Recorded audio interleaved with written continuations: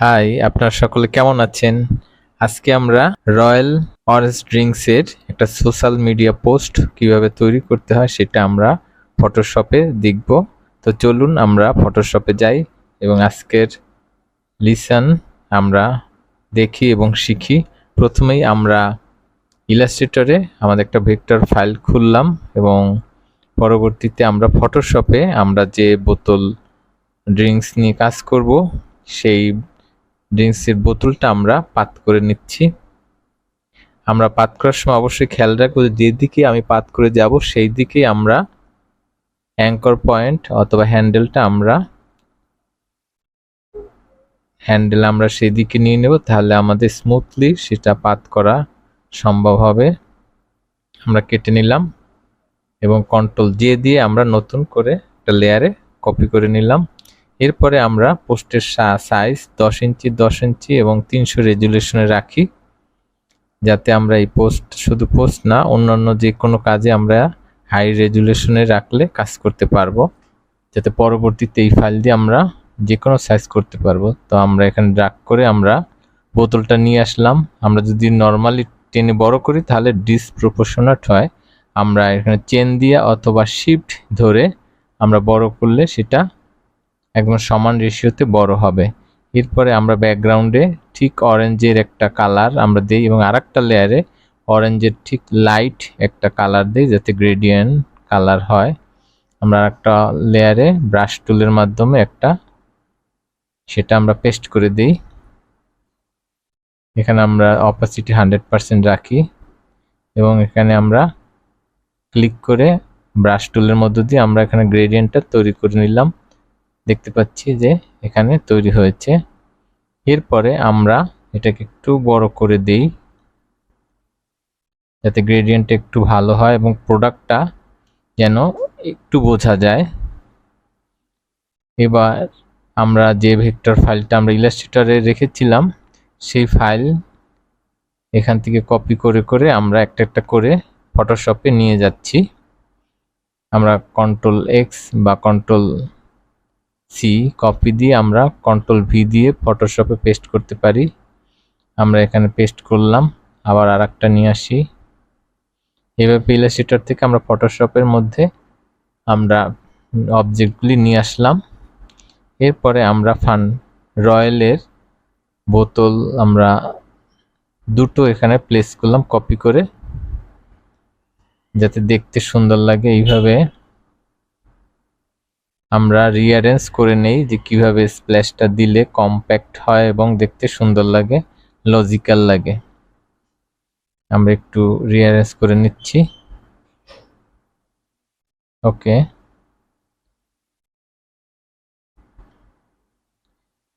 Illustrator থেকে আমরা orange এবং অরেঞ্জের কিউবগুলিও ফটোশপে নিয়ে আসলাম।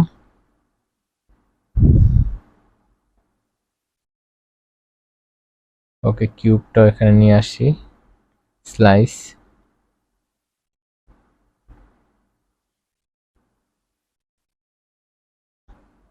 এবং আমাদের দেখতে সুন্দর লাগে এইরকম পজিশনে আমরা এটাকে রিঅ্যারেঞ্জ করে বসিয়ে দেই, যাতে কম্প্যাক্ট মনে হয়। আমরা শ্যাডো নিয়ে আসি, বা আমরা এখান দিয়েও এডিট থেকেও আমরা পেস্ট করে করে আমরা অবজেক্ট নিয়ে আসতে পারি। এবং শ্যাডোটা আমরা অরেঞ্জ স্লাইসের নিচে দিয়ে দিলাম। ওকে, আমরা একটু ছোট বড় করে নেই। আমরা স্প্ল্যাশ গুলিকেও একটু রিঅ্যারেঞ্জ করে কপি করে, যাতে আমার পোস্টটা যেন একটু ফুলফিল থাকে, যেন ফাঁকা না মনে হয়, যেন গুছানো মনে হয়, সেইভাবে আমরা করে দিচ্ছি।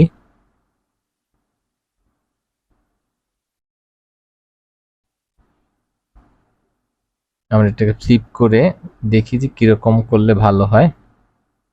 আমরা ফ্লিপ করেও নিলাম। আমরা এখানে দিয়ে দিয়ে অরেঞ্জটাও একটু অরেঞ্জের স্লাইস আরো কয়েকটা কপি করে আমরা কয়েক জায়গায় বসিয়ে দেই।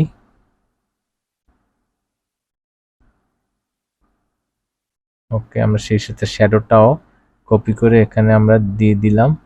ঠিক স্লাইসের নিচের লেয়ারে শ্যাডোটা থাকুক, আমরা লেয়ারগুলি যেন ঠিক থাকে। আমরা যারা নতুন রয়েছি আমরা কয়েকদিন করলে ইজিলি আমরা পারবো। আমরা এখানে একটা শ্যাডো দেব বোতলে নিচ্ছি, এর জন্য একটু ডার্ক অরেঞ্জ আমরা নিলাম এবং এখানে ব্রাশ টুলের মধ্যে দিয়ে নতুন লেয়ারে পেস্ট করে দিলাম।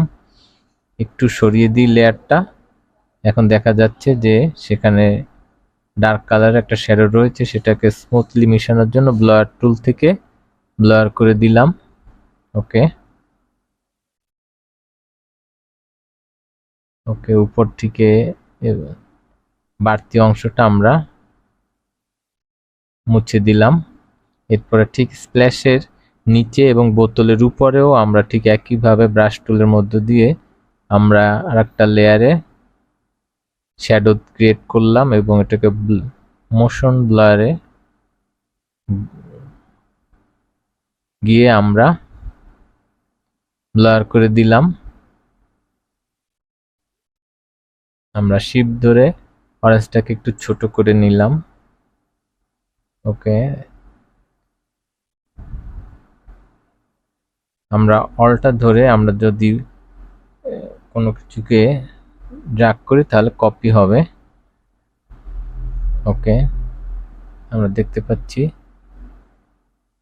এখান থেকে আরেকটা কিউব আমরা নিয়ে যাই, আমরা এখান থেকে পেস্ট দিলাম এবং যেহেতু আমাদের ব্যাকগ্রাউন্ডে সলিড না থাকুক, কিছু একটা অবজেক্ট থাকুক, এর জন্য আমরা একটা কিউবকে ব্লার করে অপাসিটি কমিয়ে দেই, একটু ব্লার করে দিই যাতে কিছুটা দেখা যায়। এইভাবে আমরা এটাকে ব্যাকগ্রাউন্ডের সাথে মিলিয়ে বিভিন্ন জায়গায় আমরা ফাঁকা জায়গাগুলিতে আমরা দিয়ে মেকআপ করতে পারি যাতে ফাঁকা না লাগে। আমরা এখানে কয়েকটা জায়গা দিয়ে দিলাম। এরপরে আমরা লোগোটাকে আমরা এখানে প্লেস করে দিই, রয়্যাল লোগো।